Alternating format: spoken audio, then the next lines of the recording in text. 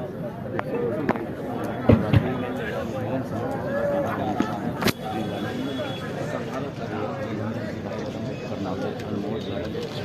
का ये दिन मेरे कार्यकर्ता मित्रों, भाइयों बहनों, बहुत ही एक महत्व का दिन है। जैसा आपने को पता है कि आज दीपावली का ये पर्व है। अब ये बात भी ठीक है कि वो दीपावली का पर्व कल था या आज था, लेकिन अपना समाज तो सब चीजों को स्वीकार करता है। ये दीपावली का पर्व कल भी था और आज भी। मुझे अपने कार्यकारी जिलाध्यक्ष ब्रज गुप्ता जी से भी कार्यक्रम की चर्चा हुई।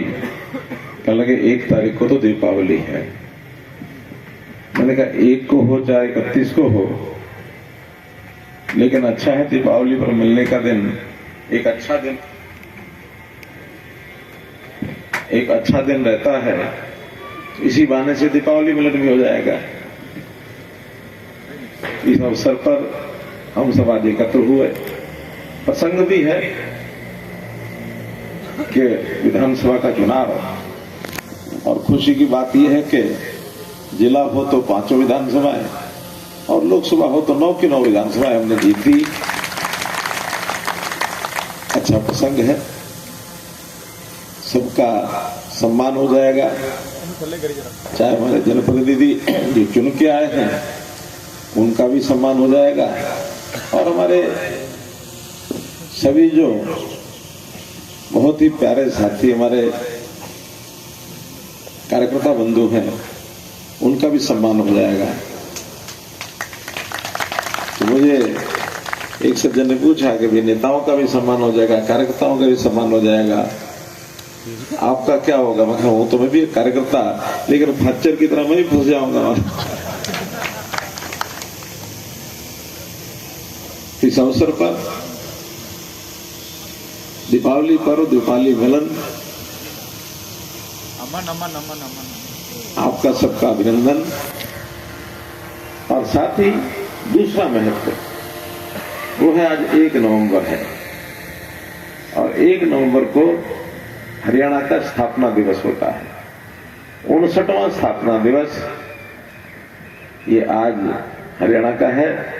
आखिर जिस प्रदेश की सेवा करने का दायित्व कल तक मुख्यमंत्री के नाते मेरे ऊपर था, आज हमारे विधायक, जिनमें विशेष तौर पर हमारे विधानसभा अध्यक्ष श्री हरेंद्र कल्याण जी, फिर विधानसभा में ही मुख्य सचेतक श्री राम कुमार कश्यप जी,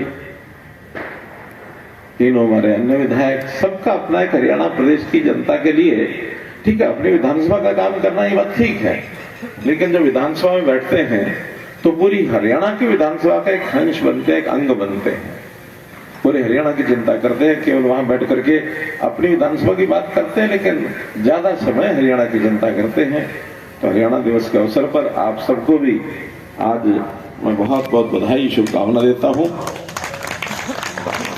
हमारे इन 5 विधायकों में 3 तो पुराने खिलाड़ी हैं, कभी न कभी विधानसभा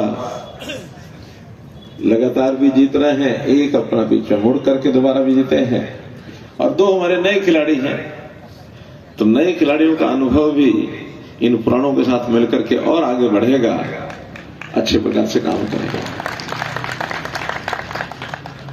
नाम बोलने की बजाय मैं वही कहूंगा, जिला अध्यक्ष एवं सम्मानित मंच, इसमें समय न लगाया जाए। और देव तुल्य मेरे कार्यकर्ता बंधु और जो हमारे सहयोगी इस रूप में हमेशा हमारे साथ खड़े रहे, वो हमारे पत्रकार और छायाकार बंधु, मैं इनको भी आज इस अवसर पर बहुत बहुत धन्यवाद देता हूं।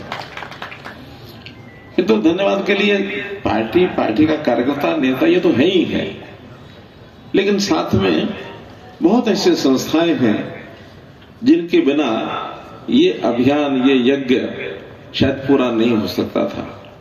ऐसी संस्थाएं, ऐसे श्रेष्ठ पुरुष संत जनों ने भी बहुत आशीर्वाद दिया हम सबको समय से पर। उनके पास भी चाहे हमारे प्रत्याशी होंगे, चाहे मैं स्वयं गया होऊंगा, अपने चुनाव में भी खूब गया, सबका आशीर्वाद मिला।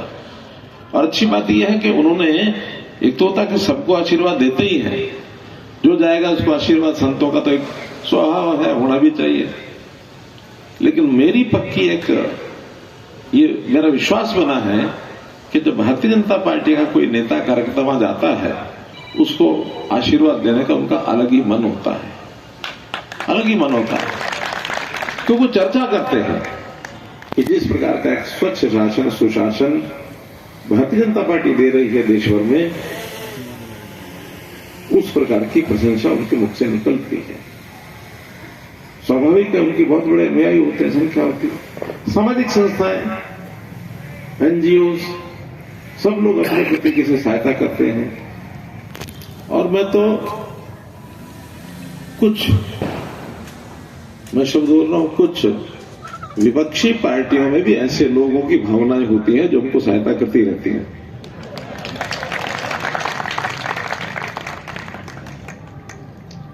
कुल मिलाकर इस अभियान का जब संचालन करना होता तो इसकी योजना बहुत बेहतर ढंग से बनाई जाती है। अगर कोई साइंस का विद्यार्थी हो, खास करके फिजिक्स का, उसने पढ़ा होगा कि हीट दो प्रकार की होती है। कोई है भी फिजिक्स का विद्यार्थी जो दो प्रकार की हीट के नाम बता सके? नहीं कहीं है। मैं बताता हूं, मैं रहा हूं फिजिक्स का विद्यार्थी रहा हूं। एक होती है पेटेंट हीट, एक होती है लेटेंट हीट। पेटेंट हीट वो होती है जो प्रत्यक्ष जिसका अनुभव किया जा सके। हाथ भी नजदीक लाओगे तो हाथ जल जाएगा, खाना बनाने के भी काम आती है, आग दिखती है, सब कुछ होता है। एक लेटेंट एनर्जी होती है, ऊर्जा होती है जो दिखती नहीं है, वो काम करती है। तो हमारे यहां भी राजनीतिक रूप से इस अभियान को चलाने में एक तो हमारी पेटेंट पावर है जो दिखती है, जो मैंने पहले बताया, भारतीय जनता पार्टी का कार्यकर्ता है, ऊपर से लेकर नीचे तक, गली मोहल्ला, यानी हमारे जो पन्ना प्रमुख तक वो काम करते हैं। और एक लेटेंट हीट होती है जो हमारे पीछे खड़ी रहती है, जो दिखती नहीं है। और अगर उसका मैं अनुपात बताऊं तो कभी कभी ऐसा लगता है कि दिखने वाली ताकत तो 25% ही है, ये 75% ताकत वो हमको पीछे से सपोर्ट करती है। चुनाव ऐसे नहीं जीते जाते, कार्यकर्ताओं के नाते जीते जाते हैं, ठीक है। प्रत्यक्ष जो व्यक्ति इसमें प्रयत्न करते हैं वो तो ठीक है, लेकिन पार्टी का सिद्धांत और पार्टी की सैद्धांतिक परिप्रेक्ष्य में सरकारों की जो कारगुजारी है, जो उपलब्धियां हैं, जो हमारी नीतियां हैं, जिसका जनता को लाभ होता है, उसका बहुत बड़ा रोल होता है।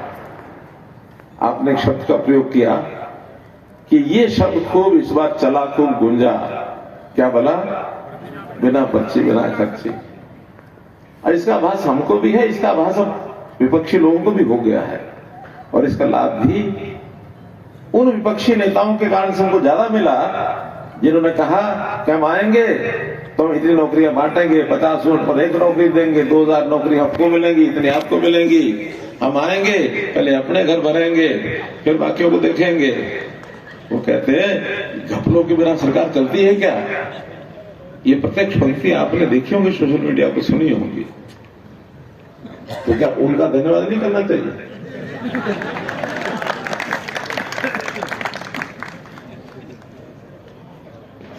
क्योंकि जनता तो इन सब चीजों से प्रभावित होती है, वो तुलना करती है।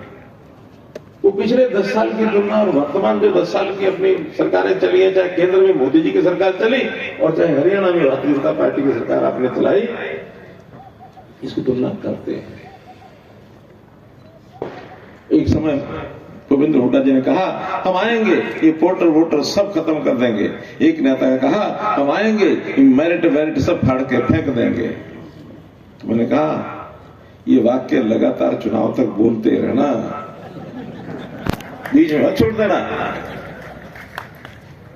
लगातार बोलते रहोगे तो ये पोर्टल वोटर आप खत्म करने की बात कहोगे, जिनको इन पोर्टल्स का लाभ मिला है वो आपको खत्म करने की बात करेंगे, इतना ही पता आपको। और इस जीत का एक विशेष महत्व ये भी है कि लगातार हरियाणा में किसी पार्टी की तीसरी बार, ये पहली बार सरकार बनी है, पहली बार हरियाणा के इतिहास में कभी नहीं बनी, कभी नहीं बनी।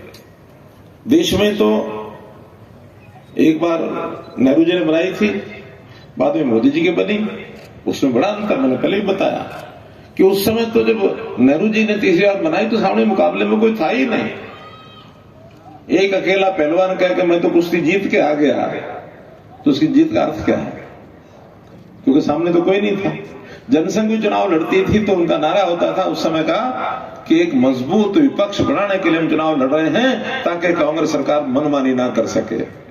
ये उद्देश्य था जनसंघ का। 2-3 सीटों से शुरू किया था 52 में। तो ये बहुत बड़ा अंतर है। इस बार तो मोदी जी की सरकार के सामने चैलेंज था कि तीसरी बार सरकार बनाने के लिए सामने दूसरे लोगों का क्लेम भी था। ग्रुप के नाते यूपीए भी क्लेम कर रही थी, एनडीए का भी हमारा क्लेम था, लेकिन जनता ने उनको भी सबक सिखाया। और पहला ये लोकतंत्र का चुनाव देश में मैंने देखा, आप सबने भी देखा, जिसमें बड़ा अजीब परिणाम आने के बाद बातें कही गई कि उसमें सत्ता पक्ष भी जीता, विपक्ष भी जीता। विपक्ष वाले कहते हम जीत गए। कैसे जीते?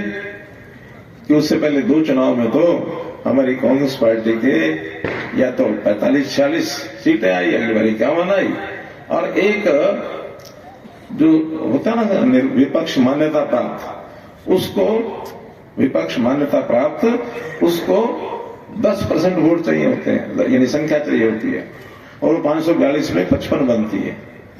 तो उनके 55 नहीं आए दोनों बार। इस बार वो इसलिए जीत गए कि वो 99 आ गए। तो एक मान्यता प्राप्त सत्ता विपक्ष बन गया वो, तो कहते हम जीत गए। जैसे एक बच्चा होता ना, जाके स्कूल में अपने मार्क्स लेकर के आए, अपने मार्क्स को लेकर के घर में जाता माता पिता के सामने, मम्मी मम्मी मेरे 99 नंबर आए, 99 नंबर आए। तो माता पिता खुश हो रहे होते हैं। अचानक अध्यापक पहुंच जाते हैं, वो अध्यापक को बधाई देते हैं कि आपका यानी हमारा बेटा, आपका विद्यार्थी देखो 99 नंबर लेके आया। आखिर रुको तो सही, ये पता कितने में से लेके आया? ये 542 में लेके आया। 99 तो लेके आया, लेकिन 542 में से लेके आया। तो ये पहला चुनाव था कि सत्ता पक्ष भी जीत रहा है, विपक्ष भी जीत रहा है। कभी नहीं हुआ ऐसा। बहुत शोर मचाया, जीत गए जीत गए जीत गए। थोड़ा सा देश भर में ये विषय भी आ गया कि इस बात तो थोड़ा हम पीछे रह गए, यानी अपने लोग। जब हरियाणा का चुनाव घोषित हुआ तो मुझे बहुत फोन आने लगे, खास करके झारखंड के और महाराष्ट्र के लोगों के, क्योंकि स्वाभाविक है एक चुनाव का दूसरे चुनाव पर असर जाता। बड़े चिंतित थे, हरियाणा के चुनाव में सब ठीक रहेगा ना। अब हवा बन गई ऐसी कि नहीं नहीं इस बार बीजेपी नहीं आएगी। हमसे जो पूछते थे तो मैंने सभाओं में भी, आप लोगों के यहां सब जगह, मैं गांव में गया, शहर में गया, कार्यकर्ता सभाएं सब हुई, और मैंने बताया कि 4 कारण है हमारे सरकार में आने के। बताए थे ना, संक्षेप में दोहरा देता हूं, याद रहेगा।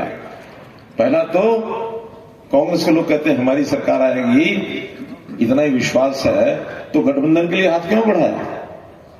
उनकी कमजोरी गठबंधन में पता लग रही है। दूसरा, अगर उन्हीं सरकार आनी है तो अपने नेता का नाम क्यों नहीं बताया? हमने अपने नेता का नाम बताया कि नागभूषण सैनी वाले नेता होंगे, बताया कि नहीं बताया? तीसरा, 10 साल में जनता के लिए आपने क्या किया, हमने क्या किया, जनता को याद है। जनता शायद बोलेगी नहीं, लेकिन वोट डालते समय उनको सब याद आएगा। जिस बात की आप चर्चा कर रहे हैं, बिना पर्ची बिना खर्ची, ये जनता को याद है, उसकी मैंने तो तुलना कर लेना। और चौथी बात मैंने बताई थी कि हरियाणा का एक रिवाज रहा है इस 58 साल के इतिहास में कि जिसकी केंद्र में सरकार होती है उसी की प्रदेश में बनती है।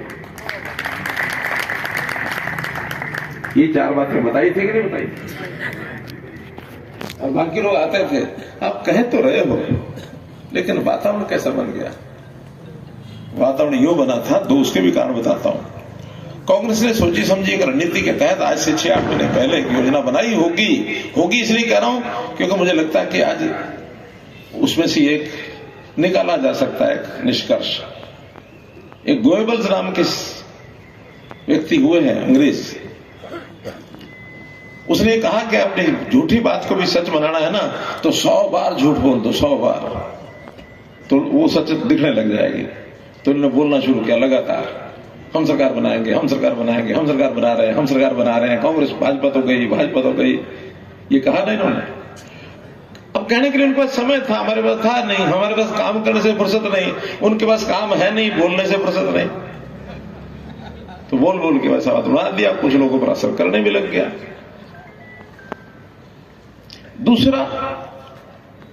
दूसरा ये था कि जब वोट डाल करके लोग बाहर निकले तो हमारे ये जो एजेंसीज होती हैं एग्जिट पोल वाली, उसमें हमारे कुछ मीडिया के मित्र भी उनकी सहायता करते हैं, जाकर पूछते हैं, बाहर खड़े हो जाते हैं, किसको वोट डाल के है, किसको डाल के है। तो एक मित्र मिले मुझे, मैंने कहा भी आप बताओ तो तरीका क्या था एग्जिट पोल का।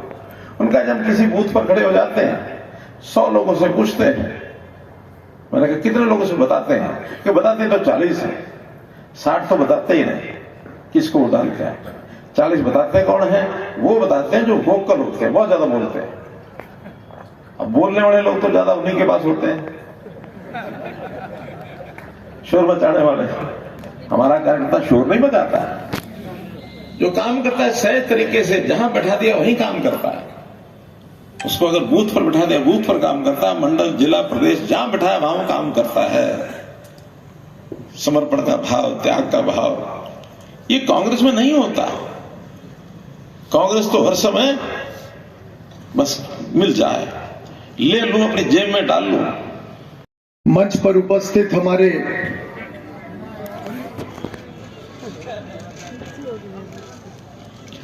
बहुत ही आदरणीय और जनप्रिय नेता, जिनके बारे में बहुत सी बातें सभी वक्ताओं ने की, और उनके ऊपर वो लाइन बिल्कुल फिट बैठती है जो प्रचार के दौरान हम चलाया करते थे, मनोहर लाल नहीं बोलेगा उसका काम बोलेगा।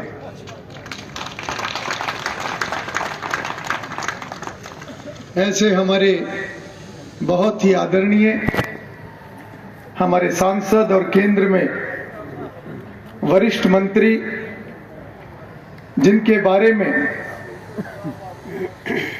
अभी केवल 5 महीने 4 महीने भी शायद नहीं हुए, दिल्ली के गलियारों में यह चर्चा है कि वास्तव में एक ऐसे मंत्री हैं जिनकी नॉलेज, जिनकी जानकारियां,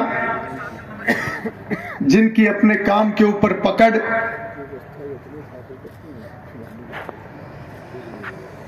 उसका कोई मुकाबला नहीं। और ये चर्चा भी वहां से निकलती है जो लोग इस हुनर की, इस ज्ञान की, इस शैली की कीमत जानते हैं। आज हमारे बीच में माननीय मनोहर लाल जी पधारे हैं।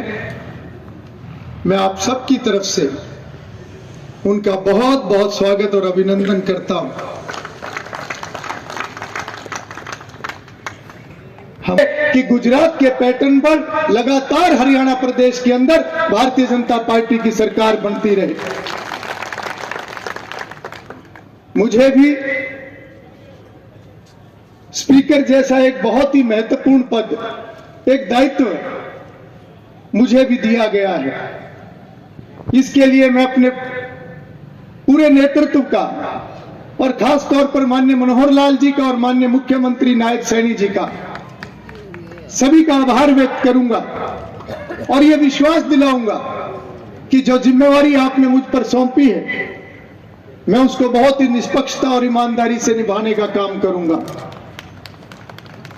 और करनाल जिले का विधायक होने के नाते मैं अपने सभी विधायक साथियों की तरफ से भी यह विश्वास, सभी कार्यकर्ताओं को भी और माननीय मनोहर लाल जी को भी, क्योंकि वो हमारे सांसद भी हैं, और उनकी बहुत अपेक्षाएं हम सभी से हैं। मैं ये विश्वास दिलाता हूं कि हम सभी पांचों विधायक हम एक टीम की तरह काम करते हुए जो एक कल्पना आपकी हरियाणा प्रदेश के विकास की है, जो कल्पना आपकी करनाल जिले के विकास की है, हम करनाल जिले को विकास के नाते नई ऊंचाई पर ले जाने का काम करेंगे। अंत में आप सभी को दीपावली, गोवर्धन पूजा, भैया दूज, छठ पूजा और हरियाणा दिवस की शुभकामनाएं देते हुए अपनी बात को समाप्त करता हूं। आप सभी का बहुत बहुत धन्यवाद। धन्यवाद। आप सबका बहुत बहुत आभार। धन्यवाद। धन्यवाद माननीय विधायक जगमोहन आनंद जी का। अब मैं करनाल जिला के जिलाध्यक्ष व असम से विधायक माननीय श्री योगिंदर राणा जी से प्रार्थना करता हूं, वो आए, वो भी अपने विचार रखें।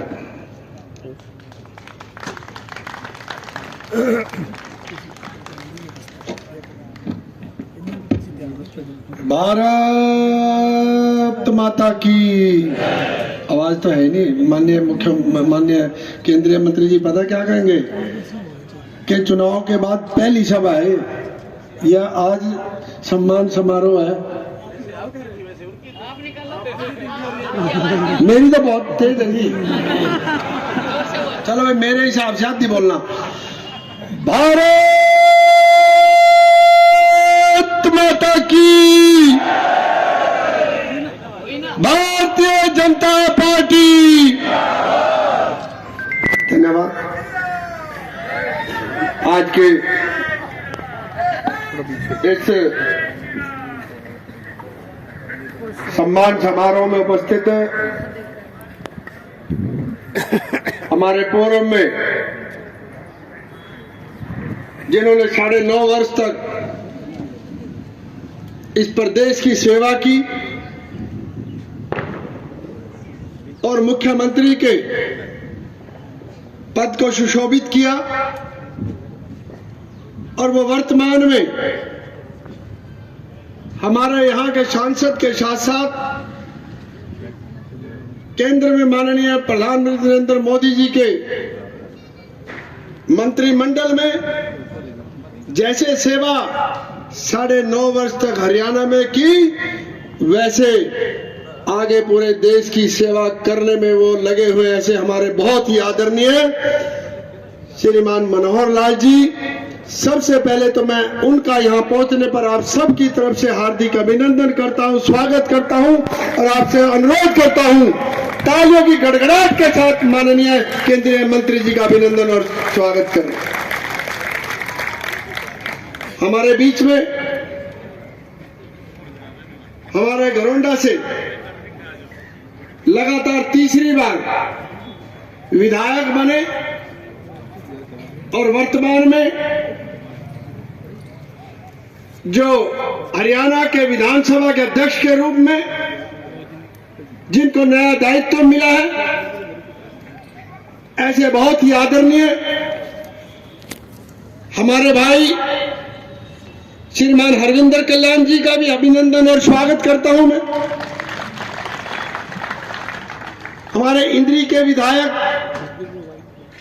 और हरियाणा विधानसभा में चीफ व्हिप आदरणीय राम कुमार कश्यप जी, हमारे नीलोखेड़ी से विधायक आदरणीय भाई भगवान दास कबीर पंथी जी, आदरणीय करनाल के बहुत ही लोकप्रिय विधायक आदरणीय भाई जगमोहन आनंद जी, हमारे जिला के प्रभारी श्रीमान भारत भूषण जी, कार्यकारी जिलाध्यक्ष भाई ब्रिज गुप्ता जी, हरियाणा सरकार में पूर्व में मंत्री रहे, इन्हें लिख के दे दिया 3-4 मिनट बोल रहे तो जी मैं तो पढ़ा ये तो हो गया तो मैं तो पढ़ा ये फिर तब स्पीड छोड़नी पड़ेगी जी। अच्छा जी, रमेश कश्यप जी,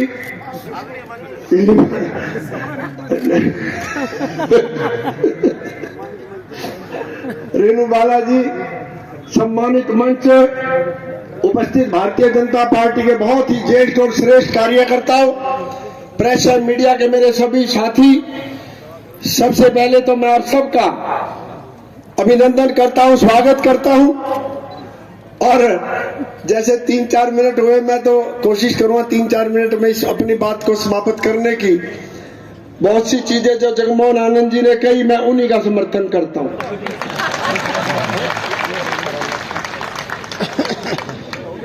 और हो गया जी, एक आध बात और कह दो जी उससे आगे जी। और एक बात और माननीय केंद्रीय मंत्री जी से कहना चाहूंगा कि जगमोहन जी ने कहा था कि असद की हॉट सीट थी, वाकई हॉट सीट थी। वहां राहुल गांधी आया, वहां मायावती आई, वहां केजरीवाल जी आए, वहां भगवंत मान जी आए, वहां राघव चड्ढा जी आए, वहां भूपेंद्र हुड्डा जी आए, वहां शैलजा जी आए, वहां वो क्या नाम बावरिया जी आए, वहां अभय चौटाला आया। और हमारे है जी,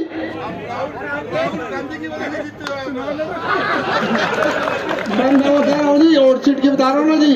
और हमारे उनके मुकाबले केवल और केवल सिर्फ 4 आए। माननीय मनोहर लाल जी आए, माननीय राम सैनी जी आए, योगी आदित्यनाथ जी आए, और हमारे राजस्थान के मुख्यमंत्री आए और अनुराग ठाकुर जी आए। उन्होंने हमारी नई ऐसी पार लगा दी हमारे 5, और उनका सारे का सारा पोजीशन एक तरफ। और वो केवल और केवल जो हो पाया ना जी, मैं बड़े अपने अनुभव के अनुसार आप लोगों को बता रहा हूं। वो केवल और केवल जिस प्रकार से हमारे जगमोहन जी ने कहा, बिना पर्चे और बिना खर्ची जो चली है ना, उसका बड़ा भारी योगदान रहा है। और उसके पीछे केवल और केवल जो यहाँ पर हमारे माननीय केंद्रीय मंत्री जी बैठे हैं, जिन्होंने इसमें जो आहुति डाली थी, जो शुरुआत की थी, जो एक कांटे पे चलने का जिस प्रकार से शुरुआत की थी, वो उसी का परिणाम है कि जिसकी वजह से पूरे हरियाणा के अंदर 38 विधायक जो बने हैं, वो केवल और केवल इनकी बदौलत और भारतीय जनता पार्टी के जो विचार 48 और पता क्या जी, ये आपके रख रखिए तो मेरे जो 48 और प्लस 3 भी मारे हो गए, 51 हो गए वैसे तो हमारे पास है, वो केवल इनकी वजह से हुआ जी। और मैं एक बात और कहना चाहूंगा भाई, जैसे होता है भाई खुशी में बंदा पता नहीं क्या से क्या बोल जाए भाई, ये उलट पुलट हो रहा है, तो भाई हमारा भी सौभाग्य है भाई। अभी तक तो जिलाध्यक्ष के नाते ही आप लोगों से मिलना जुलना होता था, और जैसे जगमोहन जी ने कहा कि एक सामान्य से कार्यकर्ताओं को कहां से कहां बिठा दिया, हमने भी कभी सोचा नहीं था। वैसे ख्वाब तो था, लेकिन ये नहीं पता था भाई इतनी जल्दी माननीय मनोहर लाल जी हमारा ख्वाब पूरा कर देंगे, अभी के विधानसभा में भेज देंगे। तो ये भी भाई इन्हीं की बदौलत हुआ।